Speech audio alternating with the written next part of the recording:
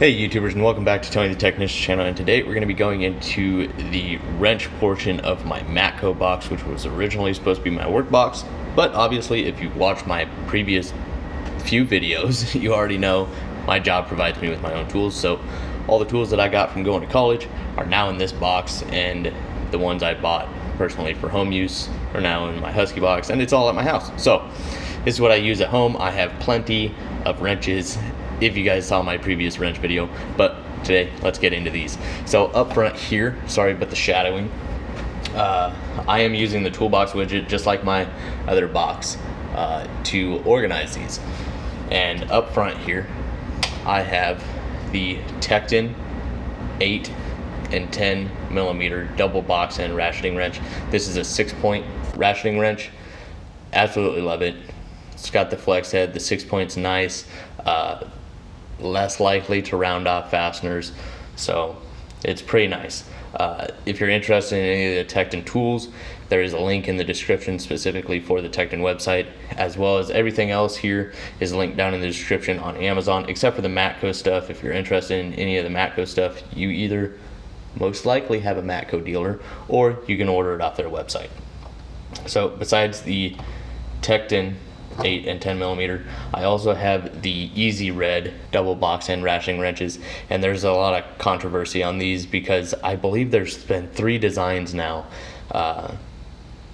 because of issues due to the ratcheting mechanism. I think, if I remember correctly, this is the second design, and I've had no issues with mine. Now keep in mind, this is the fully loaded one. You can get the one without the locking portion, you can get ones without the reversible lever and all of that, but this has got it all. It is spline drive, it has the reverse, it has a locking flex head, which is really nice, and all around it's a little bit bulky in the center section, as you can tell. Just comparing it to the Tecton, you can tell how much bulkier it is, but as far as the ratcheting portion and everything, it works just fine. I haven't had any issues with mine yet, knock on wood. And that's the 8 and 10, and I have everything labeled here. I have the 12 and 14 all the way up to the 17 and 19. And I do like the offset that they provide as well. Other than that, those are my long double box end ratcheting wrenches. Over here I have the Matco long SAE wrenches. They're ratcheting as well, and this is just the normal 12-point. I also have spline drive versions as well, but yeah, 1/4 inch through 13/16. Actually, I have 7/8, 15/16, and 1 inch over here.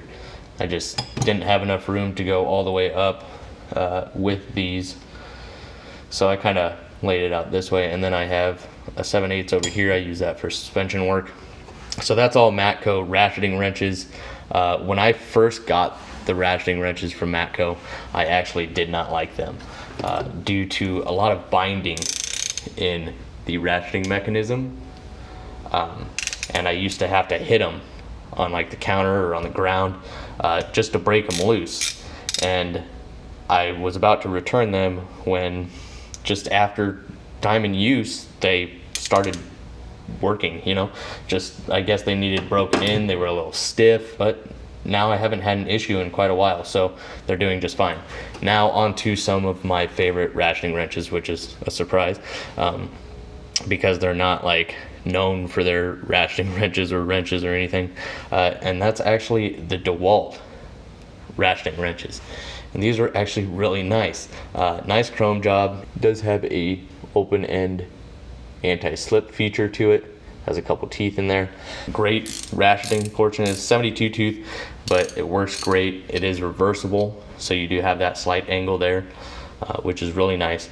So these are by far some of my favorite ratcheting wrenches, actually.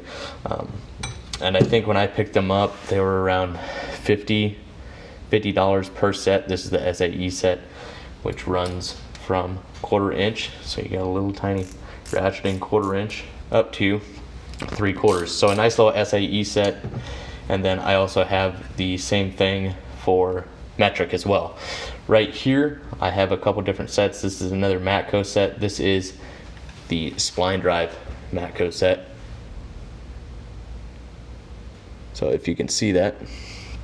And then it also has an open end feature as well for anti-slip or rounding off fasteners or anything like that. And then here is, that's part of a set. It goes on over here as well. So a lot of Matco wrenches in here, obviously. Matco box, Matco work, yep. And then the Dewalt, which I believe goes from 10 millimeter to 19, so your standard, you know, wrench set sizes. Once again, some of my favorite ratcheting wrenches, which actually surprised me because I figured, you know, I wanted something with an angle and reversible, because everything that was provided to me at the time was either standard combination wrenches or straight non-reversible ratcheting wrenches like this. So I wanted something with an angle and something that was reversible. And when I saw these on sale, picked up both sets, and they turned out to be a really great buy for me. So once again, I already stated, this Matco set, this spline drive combination set, goes up to 20 and goes down to 6 millimeter. So wide variety of wrenches there. And then I have, just like over here, I have the metric version, standard 12-point box end, and it starts at 8 millimeter and goes up to 19 millimeter once again. So these were the ones I had the biggest issue with. That the SAE I didn't use all that often, except for maybe some suspension work and stuff like that. But other than that, the metric set, this is the one that kept jamming up on me and everything, and I wanted to throw them through a wall. But I just gave them time and used them, and eventually they all started working. So that was just one of my biggest pet peeves with those. But with these sets, they do not have an open end feature, and these are not the USA made ones. I do have some USA made wrenches from Matco. This is one of them, the 7/8.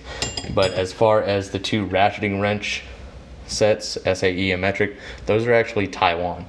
Nowhere on the box could I find anything about where it was made. Like, they were hiding it. Like, trust me, we know if it's not made in the USA, people are pretty proud to put made in America or made in the USA on their products. So if it's not on there, there's no sense in hiding it. We know it's made in either China or Taiwan. Either way, no matter where it's made, after that slight issue, I haven't had any issues with them. They've been great. So that's really my wrench layout for this toolbox. If you haven't checked out the Husky Toolbox wrench layout, go ahead and check it out. The toolbox widget organizer will also be linked down in the description, as well as a lot of the products in this toolbox. So if you guys have any questions over any of these, or you want part numbers for anything, I will do my best to get that for you. If you guys would like any specific video done on anything, please drop it down in the comments. I'm always happy to make videos. So here's just kind of a closer up look at the wrenches, and I hope you guys enjoyed. If you guys did, please make sure to hit that thumbs up, leave a comment down in the comment section if you have any questions, or just to leave your thoughts. And as always, subscribe if you're not subscribed.